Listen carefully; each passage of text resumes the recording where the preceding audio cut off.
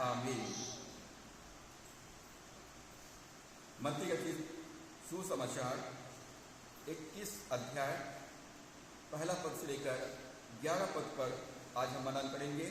मत्ती रचित सुसमाचार 21वां अध्याय पहला पद से लेकर 11 पद। आज के संदेश का शीर्षक है यरूशलेम में विजयी प्रवेश। यरूशलेम में विजयी प्रवेश। प्रभु यीशु मसीह के सेवकाई का ये आखिरी सप्ताह था। प्रभु यीशु मसीह की सेवकाई का ये आखिरी सप्ताह था। पाम संडे के दिन प्रभु यीशु मसीह यरूशलेम में प्रवेश किया और ईस्टर के संडे के दिन प्रभु यीशु मसीह मुर्दों में से जी उठा। ये एक सप्ताह की जो सेवकाई है ये प्रभु यीशु मसीह के लिए बहुत ही व्यस्त सेवकाई था। प्रभु यीशु मसीह ये आखिरी सप्ताह को यरूशलेम और उसके आसपास क्षेत्रों में व्यतीत किया। प्रभु यीशु मसीह यरूशलेम से जब प्रवेश किया तो रास्ते में बर्तिमाई से मुलाकात हुआ। जब प्रभु यीशु मसीह यरीहो से यरूशलेम की ओर प्रस्थान किया तो रास्ते में अंधे बर्तिमाई दृष्टिदान प्राप्त किया। जक्कई प्रभु को देखना चाहता था। जक्कई प्रभु यीशु मसीह के द्वारा से उद्धार प्राप्त किया। प्रभु यीशु मसीह अंतिम सप्ताह में भी शिक्षा के साथ ही साथ बहुत सारे चिन्ह और चमत्कार किए। अंधे बर्तिमाई जो अंधा था, भीख मांगने का काम किया करता था, प्रभु ने उनको चंगा किया। जक्कई जो टैक्स कलेक्टर था परंतु नाटा था, प्रभु को देखना चाहता था। प्रभु यीशु मसीह ने जक्कई से कहा, जक्कई तो बहुत ऊंचा गुलर के पेड़ में चढ़ गया है, झट नीचे उतर आ, आज मुझे तेरे घर में पाहुन होना है। और जक्कई नीचे उतर आया और प्रभु यीशु मसीह का अपने घर में स्वागत किया। और उसके बाद प्रभु यीशु मसीह फिर आगे यरूशलेम में जब प्रवेश किया, जब प्रभु यीशु मसीह यरूशलेम के सीमा तक पहुंचा तो प्रभु यीशु मसीह यरूशलेम को देख करके विलाप किया। प्रभु यीशु मसीह यरूशलेम की दशा को देख करके रोया। बाइबल में लिखा है कि यीशु रोया, जीसस वेप्ट। प्रभु यीशु मसीह यरूशलेम को देख करके रोया। और यरूशलेम आज कौन है? तो यरूशलेम आज मेरा और आपका जीवन है, मेरा और आपका परिवार है।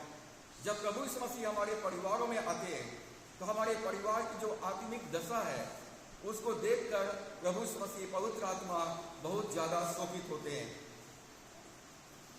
अपने लोगों की दशा को देखकर प्रभु यीशु मसीह रोया। प्रभु यीशु मसीह विलाप किया। क्यों विलाप किया? क्योंकि प्रभु के लोगों ने जो अवसर उनको मिला था उस अवसर को उन्होंने नहीं पहचाना। वो मन फिरा करके, पश्चाताप करके अपना जीवन प्रभु को समर्पित कर सकते थे। प्रभु को अपना जीवन का उद्धार करके ग्रहण करके शैतान के बंधन से आजाद हो सकते थे, परंतु उन्होंने प्रभु यीशु मसीह को ग्रहण नहीं किया, अवसर को नहीं पहचाना। इस कारण उनके जीवन में जो न्याय आने वाला था, जो दुर्दशा उनका होने वाला था, उसको देखकर प्रभु यीशु मसीह विलाप किया। जब प्रभु यीशु मसीह यरूशलेम में प्रवेश किया तो प्रभु यीशु मसीह के साथ एक बहुत बड़े जन समूह था। एक बहुत बड़े जन समूह था जो प्रभु यीशु मसीह के साथ साथ चल रहे थे, जो आसपास क्षेत्रों से आए हुए थे।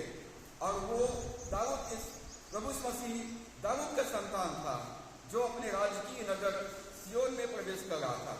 पहली बात हमने देखा कि प्रभु यीशु मसीह सुसज्जित जन समूह के साथ एक बड़े जुलूस के साथ यरूशलेम में प्रवेश किया। दूसरी बात, प्रभु यीशु मसीह राजा दाऊद के खानदान से था, दाऊद का वारिस था, दाऊद के संतान था। वो अपने राजकीय नगर यरूशलेम में प्रवेश कर रहा था और लोग प्रभु यीशु मसीह को राजा बनाने के लिए उत्सुक थे क्योंकि राजा अपने राजधानी में आ रहा था। प्रभु यीशु मसीह घोड़े पर नहीं परंतु भविष्यवाणी के अनुसार गधी पर बैठ करके आया। प्रभु यीशु मसीह, तीसरी बात, जब प्रभु यीशु मसीह यरूशलेम में प्रवेश किया तो घोड़े पर सवार होकर के नहीं परंतु गधी की सवारी के में होकर प्रभु यीशु मसीह यरूशलेम में प्रवेश किया। और गधी की सवारी शांति का प्रतीक है।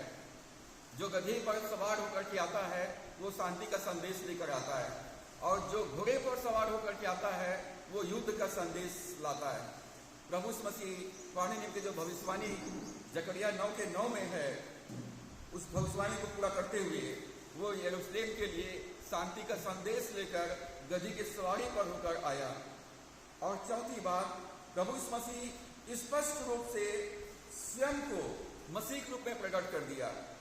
अभी तक प्रभु यीशु मसीह ने से लोगों ने पूछा तू कौन है। प्रभु यीशु मसीह को लोग कोई गुरु कहता था, कोई भविष्यवक्ता कहता था, और कोई यिर्मयाह कहता था, कोई एलिया कहता था। लोग भिन्न भिन्न रूप से प्रभु यीशु मसीह को नाम लेते थे। बहुत कम लोग जान पाए कि यीशु मसीह परमेश्वर का पुत्र है, वो मसीहा है। तो इस समय प्रभु यीशु मसीह स्वयं खुल करके अपने आप को प्रकट कर दिया कि मैं आने वाला मसीहा हूँ, जो पुराने नियम के भविष्यवाणी के अनुसार गधी पर सवारी होकर के यरूशलेम में प्रवेश कर रहा है। अब ये लोगों के ऊपर में था कि प्रभु यीशु मसीह को या तो पूरी तरह से स्वीकार कर दे या पूरी तरह से उसका इनकार कर दे, या तो वो यीशु मसीह को अपना प्रभु ग्रहण कर ले या प्रभु यीशु मसीह को इनकार कर दे। तो यहाँ पर हमने देखा कि प्रभु यीशु मसीह सुसज्जित जन समूह के साथ यरूशलेम में प्रवेश किया। प्रभु यीशु मसीह दाऊद के खानदान से था, वो अपने राजकीय नगर यरूशलेम में प्रवेश किया। भविष्यवाणी के अनुसार घोड़े पर नहीं परंतु गधी पर सवारी होकर प्रभु यीशु मसीह प्रवेश किया। और चौथी बात, प्रभु यीशु मसीह खुलकर सबके सामने प्रकट कर दिया कि आने वाला मसीहा वही है। और जब प्रभु यीशु मसीह यरूशलेम में प्रवेश किया तो यहाँ पर 7 प्रकार के लोगों से हमारी मुलाकात होती है। जब प्रभु यीशु मसीह यरूशलेम में प्रवेश किया तो हमारी मुलाकात 7 प्रकार के लोगों से होता है। 7 काइंड्स ऑफ पीपल, 7 प्रकार के लोग जो प्रभु यीशु मसीह के यरूशलेम में प्रवेश करते समय हम उनको देख सकते हैं। पहली बात, जो पद 1 और 2 में है, जब वे यरूशलेम के निकट पहुंचे और जैतून पहाड़ पर बैतफगे के पास आए तो यीशु ने 2 चेलों को यह कहकर भेजा, सामने के गांव में जाओ, वहां पहुंचते ही एक गधी बंधी हुई और उसके साथ बच्चा तुम्हें मिलेगा, उन्हें खोलकर मेरे पास ले आओ। पहली मुलाकात हमारा 2 चेलों के साथ में होता है। जब प्रभु यीशु मसीह यरूशलेम के निकट बैतफगे के पास आए तो प्रभु ने अपने 2 चेलों को भेजा, सामने के गांव में जाओ और वहां पहुंचते ही चौराहे में एक गधी अपने बच्चे के साथ बंधा हुआ मिलेगा, उसे खोलकर मेरे पास ले आओ। पहली बात, पहली 7 प्रकार के लोगों में से जो पहली प्रकार के जो लोग हैं वो 2 चेले। ये 2 चेले वे लोग हैं जो प्रभु यीशु मसीह के हमेशा निकट रहते थे। ये 2 चेले हमेशा प्रभु की सेवा के लिए हमेशा समर्पित रहते थे। ये 2 चेले हमेशा प्रभु की आज्ञा पालन करने के लिए तत्पर रहते थे। ये प्रभु यीशु मसीह की सेवा के लिए पूरी तरह से तैयार लोग थे, जिसे जिम्मेदारी सौंपा गया, जिसको जिम्मेदारी सौंपा गया और कि सामने के गांव में जाओ और वहां चौराहे पर एक गधी अपने बच्चे के साथ बंधा हुआ मिलेगा, उसे खोल कर लाओ। हम यहाँ पाते हैं कि ये 2 चेले प्रभु यीशु मसीह की आज्ञा का तुरंत पालन किए, प्रभु यीशु मसीह की आज्ञा का पालन किया। उन्होंने बड़े आनंद के साथ, उत्साह के साथ प्रभु की आज्ञा का पालन किया। प्रभु ने कहा, लोग तुमसे पूछेंगे ये तुम क्या कर रहे हो, क्यों खोल रहे हो, कहाँ लेके जा रहे हो। यदि कोई तुमसे कुछ कहे तो कहना कि प्रभु को इनका प्रयोजन है, प्रभु को इनका प्रयोजन है, मतलब प्रभु को इसकी जरूरत है। आज प्रभु यीशु मसीह को मेरे और आपकी जरूरत है। प्रभु को जरूरत है आराधना करने वाले लोगों की, प्रभु को जरूरत है प्रार्थना करने वाले लोगों की, प्रभु को जरूरत है गवाही देने वाले लोगों की, प्रभु को आवश्यकता है उसके वचन को प्रचार करने वाले लोगों की, प्रभु को आवश्यकता है जो उसकी राज्य की बढ़ती के लिए हमेशा तैयार रहे। आज प्रभु को मेरी और आपकी प्रयोजन है, जरूरत है।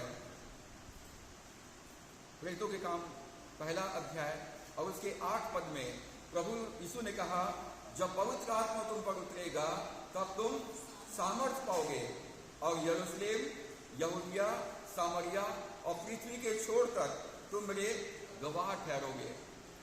प्रभु ने कहा जब पवित्र आत्मा तुम पर उतरेगा, जब आप यीशु मसीह को अपने जीवन का उद्धारकर्ता प्रभु ग्रहण करते हैं, तो प्रभु हमारे पापों को क्षमा करते हैं, अपना जीवन हमको देते हैं, अपनी धार्मिकता हमको देते हैं, अपनी पवित्रता हमको देते हैं, अपना सामर्थ्य हमको देते हैं, अपनी स्वभाव हमको देते हैं, हमको अपनी संतान होने का अधिकार प्रदान करते हैं और इस संसार में मसीह जीवन जीने के लिए, उसकी सेवा करने के लिए, प्रार्थना करने के लिए, गवाही देने के लिए पवित्र आत्मा हमको देता है।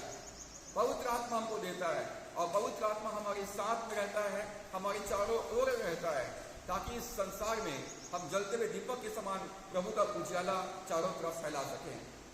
तो प्रभु ने कहा जब पवित्र आत्मा तुम पर उतरेगा तब तुम सामर्थ्य पाओगे और यरूशलेम, यहूदिया, सामरिया और पृथ्वी के छोर तक तुम मेरे गवाह ठहरोगे।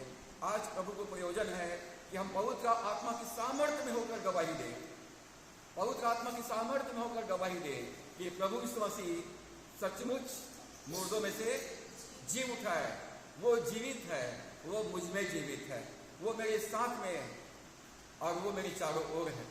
प्रभु चाहता है कि हम हर जगह उसके पुनरुत्थान की गवाही दें। प्रभु ने कहा तुम मेरे गवाह बनोगे। आप, हमारा जो देह है वो परमेश्वर का मंदिर है, हम जीवते परमेश्वर के मंदिर हैं, हम परमेश्वर को लेकर चलते फिरते हैं और लोग हमारे जीवन में प्रभु यीशु मसीह को हर पल महसूस करने पाए।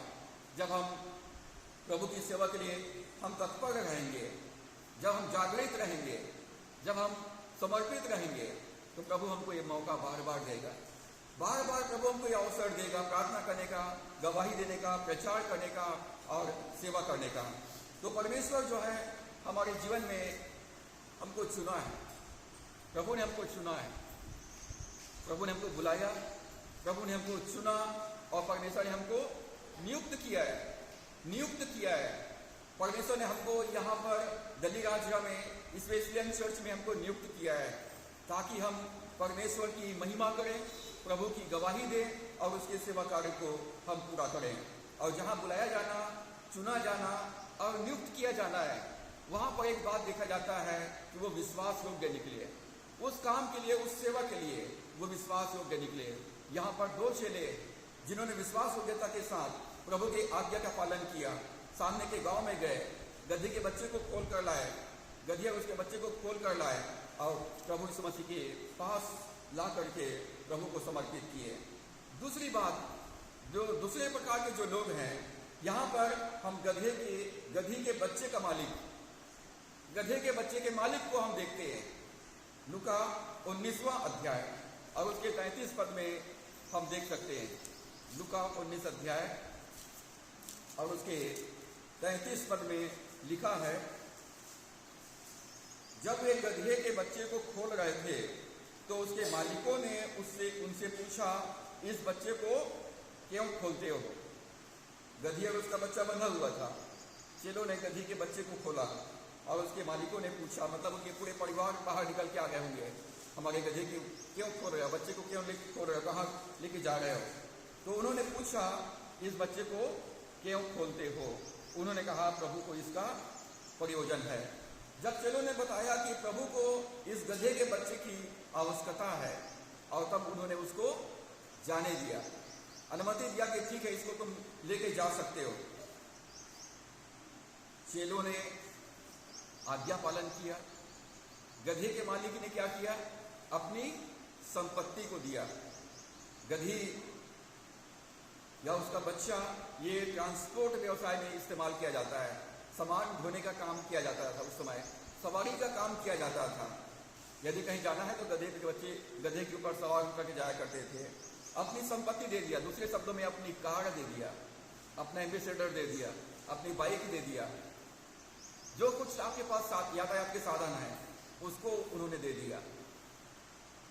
प्रभु को इसका प्रयोजन है, अपनी संपत्ति उन्होंने दे दिया। मरकुस 12 अध्याय 41 से 44 पद में हम पाते हैं, जब लोग मंदिर में प्रभु के सामने भेंट चढ़ा रहे थे तो वहां पर एक गरीब कंगाल विधवा थी और गरीब कंगाल विधवा के पास केवल 2 दमड़ी था। उन्होंने सोचा होगा कि प्रभु मैं आपको कौन सा भेंट चढ़ाऊं, को मैं क्या दे सकती हूँ? प्रभु मेरे पास केवल 2 दमड़ी है। और प्रभु यीशु मसीह को परमेश्वर की सेवा के लिए प्रभु की उपस्थिति में उन्होंने 2 दमड़ी का भेंट प्रभु को अर्पित कर दिया। प्रभु यीशु मसीह जब सब लोग भेंट चढ़ा चुके तो खड़ा हुआ और कहा कि सुनो, इस गरीब विधवा ने सबसे बढ़कर भेंट चढ़ाया है, क्योंकि सब ने अपनी बर्ती में से भेंट चढ़ाया है, परंतु इन्होंने अपनी घटी में से अपनी भेंट चढ़ाया है। इन्होंने अपना पूरा जीविका सब कुछ 100% समर्पित कर दिया। जब हम भेंट चढ़ाते हैं या प्रभु को हम सेवा करते हैं, कई बार लगता है कि लोग नहीं देख रहे हैं, लेकिन प्रभु को हमारी भेंट पर रुचि लेता है। प्रभु हमारे भेंट को देखता है, हमारे मन को देखता है कि हम किस मन से भेंट चढ़ाते हैं, किस प्रकार से हम प्रभु को अपना जीवन सौंपते हैं। प्रभु इसको देखता है और प्रभु उसका प्रतिफल प्रदान करता है। लूका 8 अध्याय 1 से 3 पद में हम पाते हैं कि प्रभु यीशु मसीह की सेवकाई के दौरान बहुत सारे लोगों ने चंगाई प्राप्त किया, दुष्ट आत्मा से छुटकारा प्राप्त किया। प्रभु ने उनके जीवन में अद्भुत अद्भुत काम किए और स्त्रियां अपनी संपत्ति के द्वारा से प्रभु की सेवा करती थी। प्रभु यीशु मसीह के पास 12 चेले थे, बाद में 70 चेलों को नियुक्त किया। प्रभु यीशु मसीह के पास एक बड़ी टीम था, 12 चेले, 70 चेले, 90 लोग हो गए। और प्रभु यीशु मसीह के साथ में और भी लोग रहते थे। आप सोच सकते हैं कि प्रभु यीशु मसीह की सेवकाई के लिए कितने अधिक खर्च होता रहा होगा। 12 चेले अपने काम धंधा छोड़कर फुल टाइम मिनिस्ट्री में आ गए थे। 70 चेलों को प्रभु ने बाद में और नियुक्त कर दिया।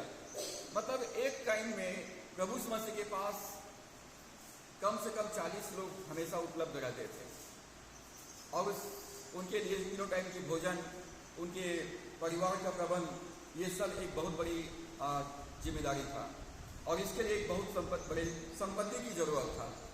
कंगाल विधवा ने अपने 2 दमड़ी को डाल दिया और मरियम मगदलीनी और दूसरे स्त्रियों ने अपनी संपत्ति के द्वारा से प्रभु की सेवा करती थी। मरियम मगदलीनी, जिनके अंदर से प्रभु ने दुष्ट आत्माओं को निकाला था, जो छुटकारा पाई थी, जब प्रभु यीशु मसीह उनके घर में गए, जब यीशु मसीह उनके घर में गया तो उन्होंने प्रभु यीशु मसीह का अपने घर में स्वागत किया और प्रभु यीशु मसीह के चरणों में 300 दिनार का बहुमूल्य जटामांसी का इत्र उंडेल दिया और उसके खुशबू से पूरा घर भर गया। 300 दिनार, जो 1 साल के आपके वेतन के बराबर है, 1 साल का आपके वेतन के बराबर बहुमूल्य इत्र था, प्रभु के लिए अर्पित कर दिया, प्रभु के चरणों में अर्पित कर दी। अभी तक जो भेंट चढ़ा वो दूसरों के लिए था, परंतु जो इत्र जो उंडेला गया था वो प्रभु यीशु मसीह के लिए था। प्रभु ने, चेलों ने कहा, हिसाब किताब लगाया, प्रभु 300 दिनार मतलब 1 महीने का, 1 साल का तनख्वाह, मतलब हम बहुत सारे गरीबों को खाना खिला सकते थे। पैसा बर्बाद हो गया। प्रभु ने कहा कि कंगाल लोग तुम्हारे साथ हमेशा रहेंगे, उनके साथ तुम लोग भलाई कभी भी कर सकते हो, परंतु इन्होंने मेरे लिए किया है। मेरे गाड़ी जाने की तैयारी में उन्होंने मेरे देह पर इत्र मलाया, मेरा अभिषेक किया है और इसलिए इसकी सेवा की चर्चा हर जगह किया जाएगा। प्रभु की आराधना, प्रभु की सेवा इस प्रकार से करें कि परमेश्वर उसकी तारीफ करे। 2 दमड़ी का भेंट प्रभु ने तारीफ किया। मरियम मगदलीनी की सेवा, उसके प्रेम, उसकी समर्पण प्रभु ने तारीफ किया। मार्था और मरियम के घर में जब यीशु मसीह गए, मार्था प्रभु की सेवा के लिए लगी हुई थी, परंतु मरियम प्रभु वचन को सुनने के लिए उसके चरणों में बैठ गई। वचन को सुनने के लिए बिल्कुल सब काम काज छोड़कर प्रभु के चरणों में बैठ गई। प्रभु ने मरियम की तारीफ किया। मार्था तो बहुत बातों की चिंता करती है, परंतु मरियम ने उत्तम भाग को चुन लिया है। तो हम ऐसा काम करें, ऐसी आराधना करें, ऐसी प्रार्थना करें, ऐसी सेवा करें, ऐसा भेंट अर्पित करें जिसकी तारीफ परमेश्वर करे। आज संसार में लोग मनुष्यों की तारीफ ढूंढते हैं, परंतु लोग तारीफ करें तो करें, परंतु आप अपनी तारीफ स्वयं न करें। परमेश्वर यदि आपकी तारीफ करे तो ये बहुत बड़ी सम्मान की बात है। प्रेरितों के काम 10 अध्याय के 1 से 4 पद में हम पाते हैं, रोमी सूबेदार कुरनेलियुस, जो परमेश्वर का भय मानता था, परमेश्वर से प्रार्थना करता था और यहूदियों को दान दिया करता था। वो अन्य जाति है, एक रोमी सूबेदार है, परमेश्वर की आज्ञा मानता है, परमेश्वर का भय मानता है, परमेश्वर की आदर करता है, परमेश्वर से प्रार्थना करता है और परमेश्वर की सेवा के लिए यहूदियों को, प्रेरितों को बहुत दान दिया करता था। परमेश्वर ने उसकी प्रार्थना, उनके विश्वास, उसकी भक्ति भावना, उसके भेंट को देखा और परमेश्वर ने स्वर्गदूत को भेजा और स्वर्गदूत कुरनेलियुस के पास में आ गया और कुरनेलियुस के पास आकर कहता है कि हे कुरनेलियुस, तेरी दान और तेरी प्रार्थना को परमेश्वर ने स्मरण किया है, तेरी प्रार्थना सुन लिया गया है, तेरे दान को परमेश्वर ने कबूल किया है और इसलिए तू जा याफा नगर में पतरस को बुला ले और पतरस आकर तुम्हारे घर में प्रचार करेंगे और तुम्हारा पूरा घराना उद्धार पाएगा। अब देखते हैं कि परमेश्वर हमारी प्रार्थनाओं को सुनता है, हमारी भेंटों को भी परमेश्वर स्मरण करता है हमारे हित में। और यदि हम बीज बोते हैं तो पौलुस प्रेरित गलतियों 5-6 अध्याय और उसके 6 और 7 पद में कहता है कि धोखा ना खाओ, परमेश्वर ठट्टों में नहीं उड़ाया जाता, क्योंकि मनुष्य जो बोता है वही काटेगा। तो हमको अपने लिए आत्मिक बीजों को बोना है और परमेश्वर उसको बढ़ाएगा और उसको आशीष प्रदान करेगा। चेलों ने प्रभु की आज्ञा पालन किया, गधी के मालिक ने अपनी संपत्ति को दे दिया प्रभु की सेवा के लिए। और दूसरे प्रकार के लोग जो पद 7 में है, और गधी और बच्चे को लाकर उन पर अपने कपड़े डाले और वह उन पर बैठ गया। तीसरे प्रकार के लोग हैं अपने कपड़े गधी के बच्चे पर डाले। लोगों ने अपना बहुमूल्य वस्त्र गधी के बच्चे के ऊपर डाल दिए, गधे के बच्चे के ऊपर डाल दिए। जो सबसे बेस्ट का होगा उसे गधे के बच्चे के ऊपर डाल दिया गया और बाकी लोगों ने मार्ग में कपड़े बिछा दिए, गधे का प्रबंध किया गया, उसे सजाया संवारा गया और उसके बाद प्रभु यीशु मसीह उस पर सवार हुआ। जब किसी का विवाह होता है और दूल्हा जब कार में बैठता है तो कार को सजाया जाता है, घोड़े को सजाया जाता है। और उसी प्रकार से जब यीशु मसीह यरूशलेम में प्रवेश किया तो उसके लिए सवारी का प्रबंध किया गया और उसको सजाया गया, उसको सुंदर बनाया गया, अट्रैक्टिव बनाया गया। पुराने जमाने में गधी सवारी के काम में लिया जाता था, क्योंकि गधी जो है वो ज़्यादा भार सह सकता है, वजन को सह सकता है। और गधी जो है वो एक नम्रता का प्रतीक है, गधा जो है नम्रता का प्रतीक है। जब हम प्रभु को सामने नम्र बनेंगे, प्रभु के सामने नम्र बनेंगे तो हम प्रभु की सवारी के काम आ सकेंगे। जब हम नम्र बनेंगे तो हम प्रभु को लेके जाने वाले पात्र बन जाएंगे। जब हम नम्र बनेंगे तो लोगों के द्वारा से हमारा सम्मान होगा। प्रभु ने कहा धन्य है वे जो नम्र है, ये तो पृथ्वी के अधिकारी बनेंगे। याकूब कहता है कि प्रभु के सामने दीन बनो तो वह तुम्हें शिरोमणि बनाएगा। यदि हम परमेश्वर के सामने अपने आप को नम्र और दीन करते हैं तो प्रभु आपका सम्मान बढ़ाएगा, प्रभु आपको सम्मानित करेगा और प्रभु मेरे और आपके जीवन में के द्वारा से लोगों के जीवन में प्रकट करेगा। यशायाह 61 अध्याय और उसके 10 पद में लिखा है, उद्धार के वस्त्र और धर्म के चादर ओढ़ाएगा। परमेश्वर के सामने यदि हम नम्र बनते हैं तो परमेश्वर हमको उद्धार के वस्त्र, पहली बात परमेश्वर को छुटकारा देगा। गधी का बच्चा बंधा हुआ था, उसको खोला गया, उसको छुटकारा दिया गया। यदि आप पाप के बंधन में, बीमारी के बंधन में, गरीबी के बंधन में, श्राप के बंधन में है तो प्रभु पहले आपको छुटकारा देगा और उसके बाद धर्म के चादर ओढ़ाएगा, धार्मिकता का वस्त्र पहना देगा। परमेश्वर हमारे जीवन में विराजमान रहेगा, हमारे हृदय पर उसका सिंहासन बनेगा और हम प्रभु के नाम की महिमा करने पाएंगे। तो यहाँ पर हमने देखा जो दूसरे प्रकार के लोग हैं वे अपने कपड़े गधी के बच्चे पर डाले, अपने गधी के बच्चे पर डाले, रास्तों में कपड़े बिछाए, मतलब उन्होंने अपना बहुमूल्य वस्त्र प्रभु को दे दिया। हमारे जो वस्त्र है वो मैले चिथड़े कपड़ों के समान है। हमारे जो वस्त्र है वो, हमारी जो धार्मिकता है, स्वयं की जो धार्मिकता है, हम स्वयं अपनी धार्मिकता कैसे बनाते हैं?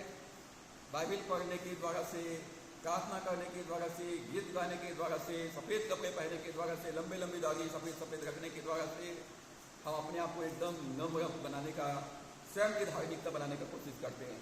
जैसे सदुकी और फरीसी लोग मनुष्यों को दिखाने के लिए बहुत सारे धर्म के काम करते थे। हमारी जो धार्मिकता है वो परमेश्वर के सामने मैले चिथड़े कपड़ों के समान है। लेकिन जब हम प्रभु के सामने नम्र होते हैं तो परमेश्वर हमको धार्मिकता का वस्त्र देता है, हमारा उद्धार करता है, छुटकारा देता है और हमको धार्मिकता का वस्त्र पहना देता है। और धार्मिकता का वस्त्र जब हम पहने रहते हैं तो धार्मिकता हमारे लिए झिलम के समान काम करता है। चौथे प्रकार के लोग जो पद 8 में है, तब बहुत से लोगों ने अपने कपड़े मार्ग में बिछाए और अन्य लोगों ने पेड़ों से डालियां काट कर मार्ग में बिछाई। मार्ग में कपड़े बिछाए, चेलों ने आज्ञा पालन किया, गधी के मालिक ने अपना संपत्ति दिया और लोगों ने, तीसरे प्रकार के जो लोग थे उन्होंने गधी को, सवारी को सजाया संवारा।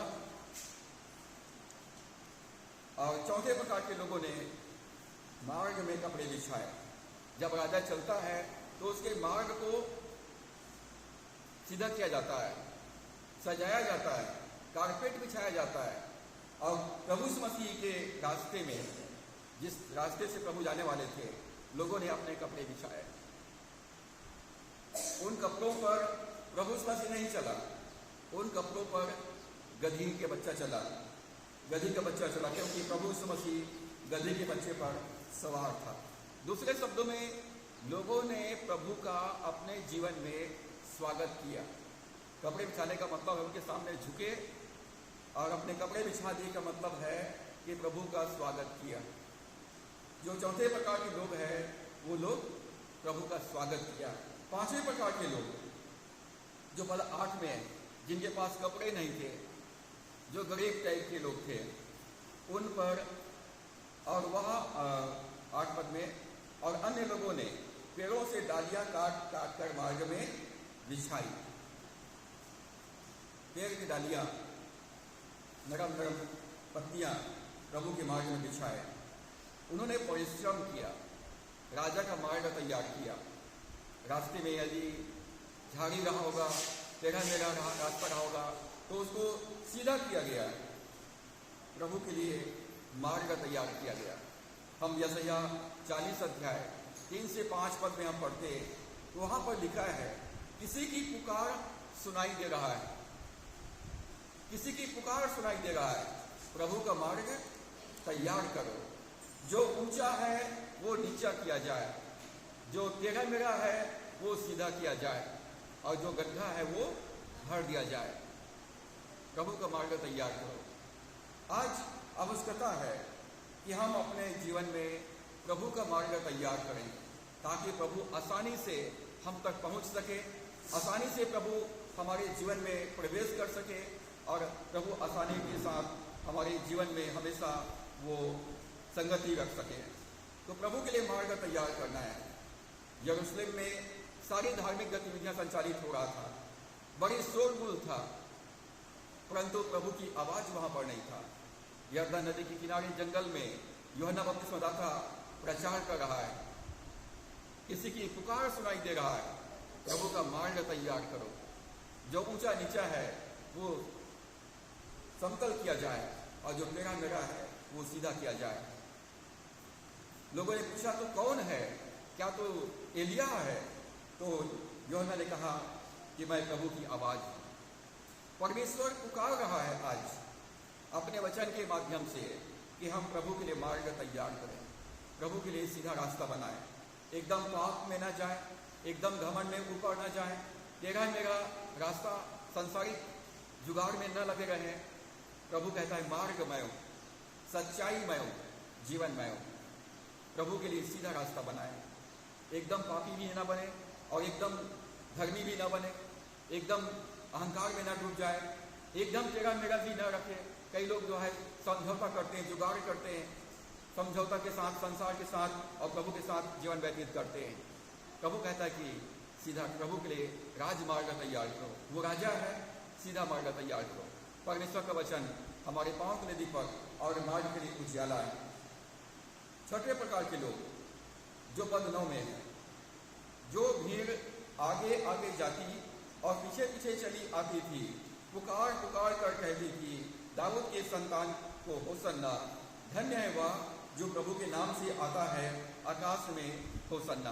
प्रभु यीशु मसीह गधे के बच्चे पर सवार है और जुलूस प्रभु के आगे भी है और प्रभु के पीछे भी है, और लोगों ने अपने हाथ में खजूर की डाली लिए हुए हैं, खजूर की डाली लिए हुए हैं और प्रभु का जय जयकार कर रहे हैं। धन्य है वे जो प्रभु के नाम से आता है, आकाश में होसन्ना, दाऊद के संतान की होसन्ना। तो यहां पर जो लोग हैं खजूर की डाली ले लिए। अब खजूर की डाली का बाइबल में बहुत महत्व है। खजूर की डाली जो मिलाप वाला तंबू बनाया गया था, उसके तंबू को सजाने में भी इस्तेमाल किया गया है। और भजन संहिता 92 अध्याय के 12 पद में लिखा है, धर्मी लोग खजूर के समान बढ़ेंगे, फूलेंगे और फलेंगे, वो पुराने होने पर भी वो हरा भरा लहलाते रहेंगे और परमेश्वर के भवन में रोपे जाएंगे। सुलेमान राजा ने जो मंदिर बनाया था, उस मंदिर के चारों तरफ हाथों में खजूर का पेड़ लगाया गया था और लेबनान के देवदार के समान वो बढ़े फैलेंगे। जो धर्मी लोग होते हैं वो खजूर की डाली के समान, खजूर के पेड़ के समान वो लोग बढ़ेंगे और ऊंचे पर जाकर के फूलेंगे और फलेंगे। कोई आसानी से उनके फल को तोड़ नहीं पाएगा। खजूर की डाली को आसानी से कोई फल को नहीं तोड़ पाएगा, क्योंकि वो बहुत ऊंचा होगा, उसके जड़ एकदम नीचे रहेगा और वो हमेशा गर्मी में भी हरा भरा रहता है। वो दूर से पहचाने जाते हैं। वो जितना पुराना होता है उसका फल उतना ज़्यादा मीठा और स्वादिष्ट होता है। तो खजूर की डाली जो है हमारे जीवन में बहुत महत्व रखता है। लोगों ने भीड़ की परवाह नहीं किया, खजूर की डाली अपने हाथ में लिया और यीशु मसीह को अपना जीवन को उद्धार करता और प्रभु स्वीकार किया। फरीसी लोगों ने यीशु मसीह के पास में आया। लूका 19 अध्याय 39 और 40 पद में लिखा है, धार्मिक अगुवे फरीसी लोग यीशु मसीह के पास में आए और यीशु मसीह के पास आकर कहा, प्रभु अपने चेलों को डांट, अपने शिष्यों को डांट, उन्हें मना कर, क्योंकि वो आपको दाऊद के संतान बोल रहे हैं, आपको मसीहा बोल रहे हैं। प्रभु ने कहा, यदि ये लोग चुप रहेंगे तो पत्थर चिल्ला उठेंगे, यदि ये चुप रहेंगे तो पत्थर चिल्ला उठेंगे। यदि प्रभु के लोग प्रभु को आराधना नहीं करेंगे, प्रभु की जय जयकार नहीं करेंगे, तो जो लोग पत्थर की उपासना कर रहे थे, जो मूर्ति की उपासना कर रहे थे, वो लोग चिल्ला चिल्ला कर प्रभु की आराधना करेंगे, प्रभु की महिमा करेंगे। यदि हम अपना हृदय को कठोर कर लेते हैं और प्रभु को हम आराधना नहीं करते, उसकी सेवा नहीं करते, तो परमेश्वर जो है पत्थरों से भी अपनी आराधना करवा सकता है। जो लोग पहले पत्थर की उपासना कर रहे थे, अब वो जीवते ईश्वर की उपासक बन गए हैं। और इसी कहने लगे, प्रभु अपने चेलों को डांट, अपने शिष्यों को डांट। प्रभु ने कहा, यदि चुप रहेंगे तो पत्थर चिल्ला उठेंगे। लोग खजूर की डाली अपने हाथ में लिए हुए दाऊद के संतान की होसन्ना, रब की होवे सन्ना हमेशा, रब की होवे सन्ना के गीत गा रहे थे। और सातवें प्रकार के लोग जो पद 10 और 11 पद में है, जब उसने यरूशलेम में प्रवेश किया तो सारे नगर में हलचल मच गई और लोग कहने लगे, यह कौन है? लोगों ने कहा, यह गलील की नासरत का भविष्यवक्ता यीशु है। जब नगर में यीशु मसीह प्रवेश किया, लोगों ने भव्य स्वागत किया, जय जयकार के नारे लगाए, दाऊद के संतान की होसन्ना कहा। पूरे नगर में हलचल मच गया। हलचल मच गया मतलब पूरे नगर के लोग इस बात के लिए उत्सुक थे कि क्या हो रहा है, किस बात का जुलूस है, ये नारे क्यों लगाए जा रहे हैं और क्या नारे लगा रहे हैं, किसको दाऊद की संतान कह रहे हैं। पूरे नगर में हलचल मच गया और लोगों ने पूछा, ये कौन है जो गधे के बच्चे पर सवार है? ये कौन है जो गधे की सवारी पर बैठ करके आ रहा है? और तब लोगों ने कहा, यह गलील के नासरत का भविष्यवक्ता यीशु है। अभी भी लोगों ने कहा यह भविष्यवक्ता यीशु है, ये मसीहा है, ये प्रभु है करके नहीं कहा, परंतु लोगों ने दाऊद की संतान कहा, मतलब ये मसीहा है। जो लोग नारे लगा रहे थे वो लोग यीशु को अपना प्रभु स्वीकार कर लिए थे। यहाँ पर सातवीं प्रकार के जो लोग हैं उन्होंने गवाही दिया कि यीशु ही प्रभु है। लोगों ने प्रश्न किया ये कौन है, तो लोगों ने कहा यह गलील की नासरत का भविष्यवक्ता यीशु है। जब यीशु यरूशलेम में प्रवेश किया तो सारे नगर में हलचल मच गया। यरूशलेम जय जयकार के नारों से गूंजने लगा। यहाँ पर आज हमने 7 प्रकार के लोगों को देखा। 2 चेले जिनको जिम्मेदारी सौंपा गया, जिन्होंने बड़ी सिद्धता के साथ उसकी आज्ञा पालन किया और प्रभु के लिए सवारी का प्रबंध किया। दूसरे प्रकार के लोग जिन्होंने अपनी संपत्ति को, अपनी सवारी को प्रभु के लिए दिया। और तीसरे प्रकार के लोगों ने प्रभु की सवारी को सजाया, उसको सुंदर बनाया, उसको सवारी के योग्य बनाया, उस पर कपड़े डाले। और चौथे प्रकार के लोगों ने मार्ग में कपड़े बिछाए। 5वें प्रकार के लोगों ने मार्ग में डालियां बिछाया। 6ठे प्रकार के लोगों ने खजूर की डाली हाथ में लेकर जय जयकार के नारे लगाए। और 7वें प्रकार के लोगों ने प्रभु की गवाही दिया कि नासरत के भविष्यवक्ता यीशु है। जब इस मसीह यरूशलेम में प्रवेश किया और नगर को देखा तो प्रभु मसीह ने विलाप किया। और जब अंदर प्रवेश किया, जब अंदर में गया, 12 पद में लिखा है, यीशु ने परमेश्वर के मंदिर में जाकर उन सबको जो मंदिर में लेन देन कर रहे थे निकाल दिया और सराफों के पीढ़े और कबूतर बेचने वालों की चौकियां उलट दी और उनसे कहा, लिखा है मेरा घर प्रार्थना का घर कहलाएगा, परंतु तुम उसे डाकुओं की कुह बनाते हो। यहाँ पर जब अंदर में प्रभु मसीह मंदिर में प्रवेश किया, अंदर प्रवेश किया, तो वहाँ पर लोग दुकान लगाए हुए थे, मनी एक्सचेंज करने वाले लोग बैठे हुए थे, अलग अलग देश के लोग आए हुए थे, तो वहाँ पर बिजनेस हो रहा था। वहाँ पर भेड़ और बकरों के बेचने के लिए वहाँ पर अलग से स्टॉल लगाए हुए थे। लोग वहाँ पर प्रभु यीशु मसीह के मंदिर को, परमेश्वर के मंदिर को डाकुओं का गुफा बना दिया था। मतलब वहाँ पर लूट खसोट हो रहा था। मतलब 100 रुपये के भेड़ को 1000 में बेच रहे थे। कमीशन खोरी चल रहा था, घूसखोरी चल रहा था। हर कोई आसानी से खरीद नहीं सकते थे। मनी एक्सचेंज करने वाले लोग वहीं पर दुकान, बैंक वहीं आ गया था, एटीएम वहीं लग गया था। जहाँ पर आराधना होना चाहिए था वहाँ पर पूरा डाकुओं की लूट खसोट चल रहा था। तो प्रभु ने कहा कि मेरा घर सब जातियों के लिए प्रार्थना का घर कहलाएगा, परंतु तुमने उसे डाकुओं का खो बनाते हो। और उसके बाद प्रभु यीशु मसीह ने अंदर में जब गया तो वह अंधे और लंगड़े लोग थे। जो अंधे और लंगड़े थे, अंधे तो देख नहीं सकते, लंगड़े तो चल नहीं सकते, दोनों का जीवन बहुत ही कष्टमय। तो प्रभु ने अंधे और लंगड़ों को चंगा किया, अंधे और लंगड़ों को चंगा किया। और उसके बाद प्रभु ने मंदिर को साफ किया, सफाई किया। जो पीढ़ा बनाए हुए थे, उनका दुकान था, उसको उलट दिया।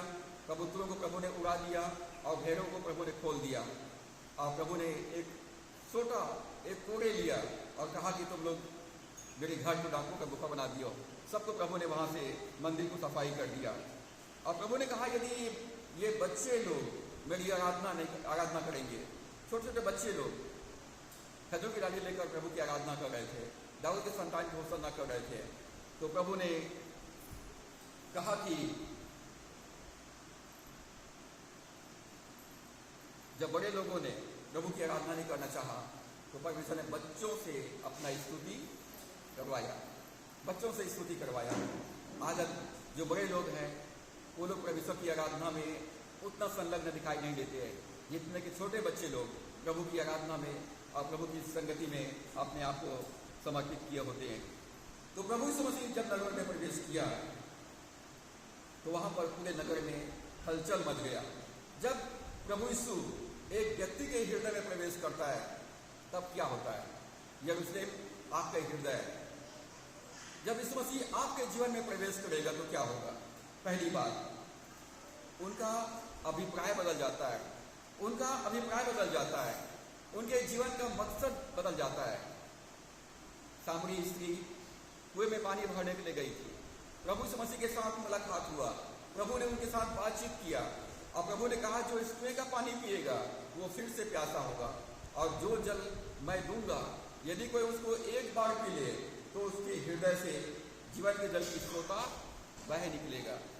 वो कुआं कभी सूखेगा नहीं, वो कभी प्यासा नहीं होगा, उसके हृदय से एक सोता फूट निकलेगा।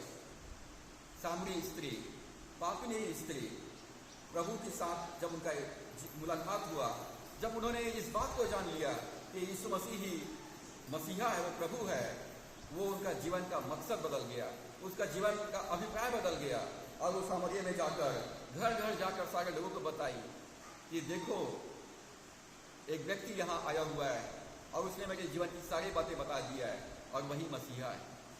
वो यीशु मसीह का परिचारिका बन गई, वो इवांजलिस्ट बन गई, वो यीशु मसीह का प्रचार करने वाली बन गई, प्रभु के लिए वो एक उपयोगी पात्र बन गई।